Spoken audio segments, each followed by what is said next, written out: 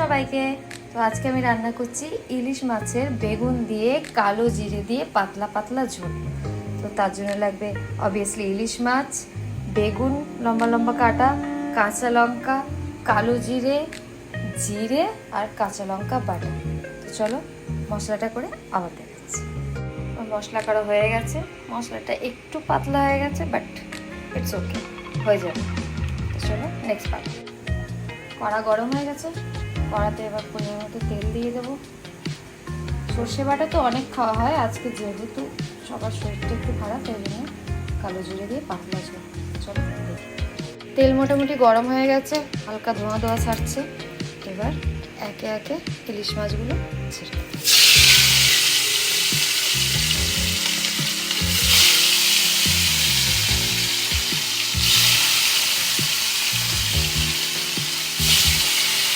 দেখুন মোটামুটি ভাজা হয়ে গেছে। এই ইলিশ মাছটা বেশিক্ষণ ভাজতে নেই, তো এটাতেই হয়ে যাবে। এবার পরের মাছগুলো ভেজে নেব। তো আমার বাকি মাছটা ভাজাও কমপ্লিট, দেখতেই পাচ্ছ।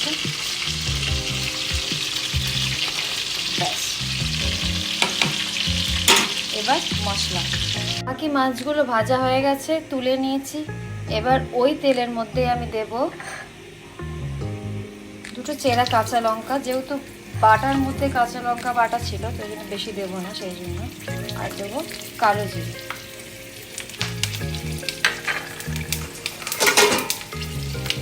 দিয়ে হালকা নাড়াচাড়া করে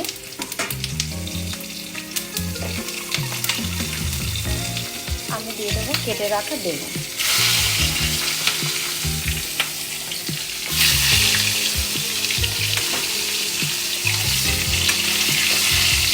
বেগুনগুলো হালকা লালচে ফ্রাই করবো, বেশি ফ্রাই করবো না।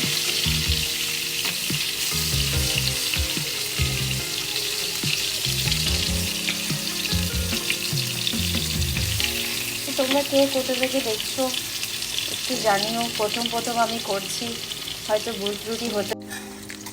বেগুনগুলো লালচে লালচে ভাজা হয়ে গেছে। এবার আমি ওই তেলের মধ্যে দিয়ে দেবো জিরে লঙ্কা বাটা।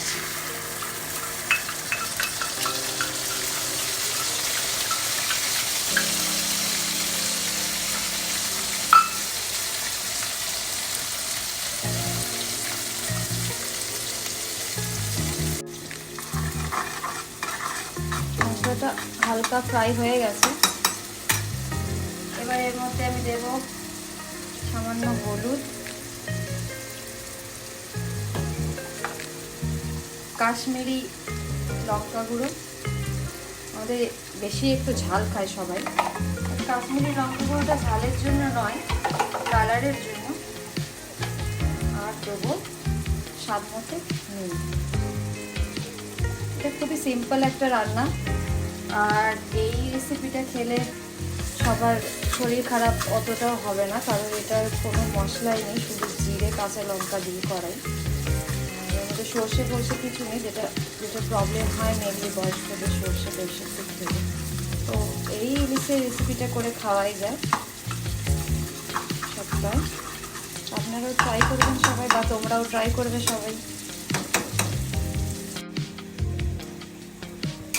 এবার দেখো মশলাটা কষেই গেছে, তেল ছেড়ে দিয়েছে। এমনি তো তেলতে মাছ থেকে অনেক বেরিয়েছে, তো মশলাটা কুক হয়ে গেছে প্রায়।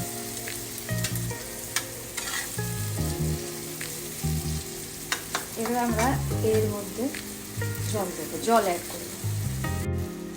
এবার আমরা পরিমাণ মতন জল দিয়ে দেবো, যে যতটা ঝোল খেতে পছন্দ করে বা খাবে যতটা ঝোল, ঠিক ততটাই জল দেবে, এর মধ্যে অ্যাড করবে। গরম হয়ে গেছে না, এবার একটুখানি হালকা করে ঢেকে দেবো। আর এর মধ্যে বয়েলড আসলে, হালকা একটা বয়েলড আসলে মাছগুলো আস্তে আস্তে ছেড়ে দেবো। তরকারিতে বয়েলড এসে গেছে, জল ফুটে গেছে। বেশি ফুটলে আবার বেগুনগুলো গলে যাবে। এর মধ্যে এক এক করে মাছের পিসগুলো দিয়ে দেবো।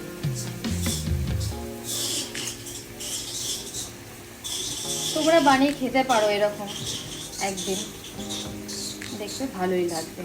রোজ রোজ তো আর সর্ষে ইলিশ ভালো লাগে না, তো এক দিন এরকম বানিয়ে খাওয়াই যায়। আমার তো বেশ ভালো লাগে, বানিয়ে একদিন করে খেয়ে দেখবে, সবার মোটামুটি ভালোই লাগে। মাছ দেওয়া হয়ে গেছে কমপ্লিট।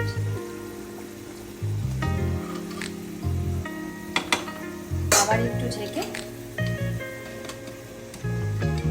4-5 মিনিট পর নামিয়ে নিই।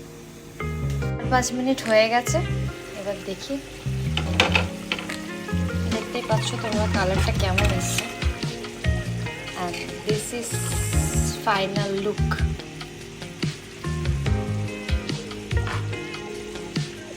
সবাই জানিও কেমন হলো, কেমনভাবে বানাতে পারলাম কিনা ভিডিওটা, অতটা তো ঠিক আমি পারি না, সবাই একটু জানিও। আর এটা হচ্ছে ফাইনাল রেজাল্ট। ঠিক আছে, তোমরা বলো আবার কোন রেসিপি বানাবো নেক্সট টাইম, তো সেটাই বানাবো। টাটা।